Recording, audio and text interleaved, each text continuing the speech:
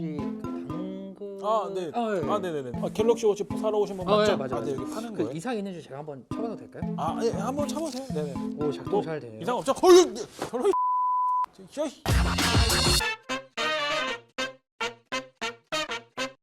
안녕하세요. 사연을 읽어주는 남자입니다. 중고거래를 하실 때나 낯선 곳이나 낯선 사람한테 전화가 오면 무엇부터 가장 조심을 해야 할까요? 맞습니다. 바로 사기죠. 중고거래 사기나 보이스피싱을 당하지 않으려면 항상 조심하셔야 하는데요. 전세에도 사기가 있다는 건 다들 알고 계시죠? 성격이 꼼꼼해서 나는 똑똑해서 야 나는 의심이 많아가지고 사기 같은 거 안 당해 라고 자부하는 순간 그 사기를 내가 당할 수 있으니까 항상 조심하셔야 합니다. 전세보증금은 사실 적은 금액은 아닌 것 같아요. 최소 몇 천만 원에서 최대 몇 억까지도 가니까요. 어떻게 보면 몇 년, 몇십 년에 걸쳐서 모은 돈인데 사기로 피해를 보게 되면 경제적인 손실도 크겠지만 이 정신적인 피해가 더 큰 것 같아요. 그것을 이겨내는 게 정말 어렵습니다. 이거는 사기를 안 당해본 사람은 잘 모를 것 같아요. 사기 당해본 사람만 알아요. 제가 어떻게 아냐고요? 제가 중고거래를 몇 번 해봤는데 그때 사기를 좀 당해봤습니다. 금액은 크지는 않았어요. 그런데 이 정신적 데미지가 정말 어마어마합니다. 몇 날 며칠 잠을 이루지를 못했어요. 그렇기 때문에 전세 계약을 할 때 어떤 점을 꼭 조심해야 하는지 전세 사기 유형을 통해서 체크하셔야 하는 것들을 알려드릴게요. 오늘의 사연 시작합니다. 첫 번째, 이중 계약 사기. 집주인 B씨는 500에 50 월세로 집을 내놓았고요. 세입자 A씨는 그 집을 전세 5천만 원에 계약을 합니다. 그리고 몇 달이 흐르고 나서 갑자기 집을 나가라는 퇴거 명령이 떨어졌는데요. 이게 무슨 일일까요? 이런 경우는 계약을 한 사람과 건물의 소유주가 같은지 꼼꼼하게 확인하지 않아서 발생하는 사기 유형인데요. 부동산을 통하지 않고 직거래를 하게 되는 경우에 임대인 본인이 아닌 남편, 친구라고 해서 의심 없이 진행하거나 위임장이 있다고 하니까 일단 믿고서 진행하는 경우에 이런 일이 벌어질 수 있습니다. 임대인이 위임장이 있다고 하니까 그걸 믿고 일단 진행을 합니다. 세입자는 전세로 계약하고 집주인에게는 월세로 계약을 한 걸로 이야기를 하고 몇 개월 정도는 사기꾼이 월세를 대납하다가 그 이후 차액을 챙긴 뒤에 잠수를 타는 그런 상황이 벌어지는 거죠. 자, 이런 경우를 피하려면 어떻게 해야 할까요? 일단 기본적으로 직거래보다는 부동산을 통해서 거래를 하시는 것을 추천드리고요. 그리고 부동산은 말 그대로 계약을 중개해주는 역할이기 때문에 계약 관계를 중개사를 통해서만 확인하지는 마시고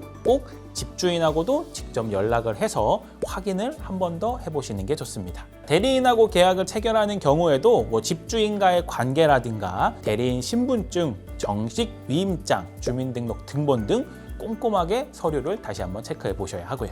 두 번째, 갭 투자 사기. 집 시세가 10억인데 해당 주택으로 담보대출이 5억이 있는 집에 세입자 A씨는 보증금 4억에 계약을 하게 됩니다. 집값 대비 담보대출 비율이 낮다는 임대인 B씨의 말에 계약을 하고 거주하고 있었는데요. 몇 개월 뒤에 집주인이 담보대출 상환을 못해서 해당 집이 경매로 넘어간다는 소식을 듣게 됩니다. 대출이 껴있는 집에 전세로 들어가시는 경우 많으시죠? 예를 들어 10억 집에 대출이 5억 정도 있고 전세로 4억에 들어간다고 가정을 해볼게요. 시세가 10억이니 담보대출도 50% 정도고 문제 없겠지 라고 생각하시겠지만 담보대출 5억에 대한 원리금 상환을 만약에 임대인이 감당하지 못하는 상황이 온다면 해당 주택은 당연히 경매로 넘어가게 됩니다. 경매로 넘어가게 될 경우 시세보다 낮게 낙찰이 되기 때문에 당연히 주택담보대출이 1순위로 잡혀 있을 거고 그로 인해서 낙찰 금액에 따라서 전세 보증금을 다 돌려받지 못하게 되는 경우가 생길 수도 있습니다. 자, 이처럼 시세 대비 담보대출 금액이 적더라도 담보대출 금액 자체가 큰 경우에는 한 번 더 꼼꼼하게 체크를 하셔야 하는데요. 반대로 5억 집에 대출이 1억 정도 있고 전세를 3억 정도에 들어간다고 했을 때 집 시세 대비해서 담보대출도 얼마 없고 금액도 그렇게 크지 않으니 문제 없겠지 라고 생각하실 겁니다. 자, 그런데 만약에 집주인이 1주택자가 아니라 다주택자라고 한다면 당연히 상황이 달라지겠죠. 자, 이런 경우에는 어떻게 해야 할지 알려드릴게요. 기본적으로 주택담보대출이 없는 주택으로 들어가시는 게 가장 좋고요. 주택담보대출이 있는 집으로 입주하시는 경우에는 내 보증금으로 해당 주택의 담보대출 금액을 상환해서 그 금액을 최대한으로 줄여놓는 게 좋습니다. 그래야 뭐 경매로 넘어간다고 하더라도 내 보증금을 온전하게 받을 수 있을 테니까요. 그리고 전세로 입주하실 때는 꼭 보증보험을 가입해 두시는 게 좋습니다. 세 번째, 깡통 빌라. 세입자 A씨는 신축 빌라에 이번에 전세로 입주하였습니다. 주변 빌라들 시세가 6억 이상이라 신축 빌라는 7억 이상 간다는 말에 보증금 5억에 전세로 입주를 했는데요. 2년 뒤 이사를 가려고 보증금을 돌려달라고 하니 빌라를 처분해도 해당 보증금이 안 나온다며 해당 빌라를 매입하라고 강요당합니다. 자, 깡통 전세는 쉽게 말해서 전세 보증금이 해당 주택의 매매가보다 높은 경우를 말하는데요. 시세 확인이 쉬운 아파트의 경우는 많이 없지만 빌라처럼 시세 확인이 어려운 경우에는 흔히 발생할 수 있는 상황이에요. 특히 신축 빌라의 경우 매매 거래량이 적어서 시세가 조사되지 않기 때문에 주변 시세가 대략 이 정도이니 이 빌라도 이 정도 된다 라고 이야기만 듣고 계약을 진행하시는 경우가 있습니다. 그리고 신축이니까 무조건 주변 시세보다는 높겠지 라고 생각하시는 분들도 있고요. 자, 이처럼 깡통 전세를 피하시려면 보증금이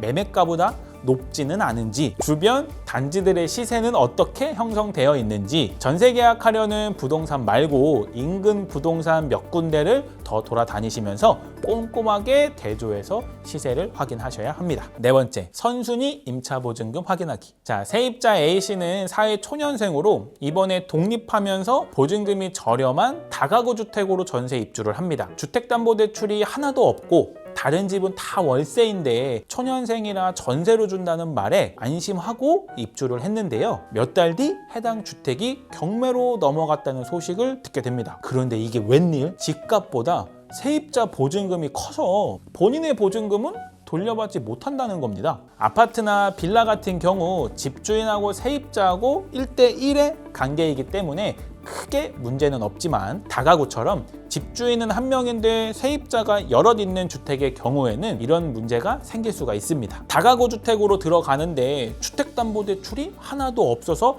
안전하구나 하고 계약하실 수 있죠. 자, 그런데 만약 앞에 있는 세입자들의 보증금을 합친 금액이 해당 주택의 시세보다 높다면 추후 경매 등의 문제가 생겼을 때 내 보증금을 보호받을 수는 없겠죠. 그렇기 때문에 세입자가 여럿 있는 다가구 주택으로 전세를 들어가시는 경우에는 선순위 임차 보증금 내역서를 집주인으로부터 받아서 확인을 해보셔야 합니다.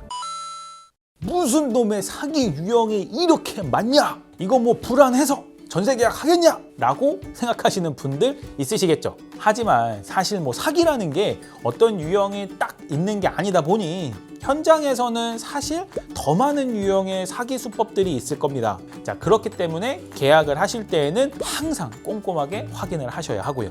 이렇게까지 확인을 해야 하는 게 맞아? 너무 귀찮은데?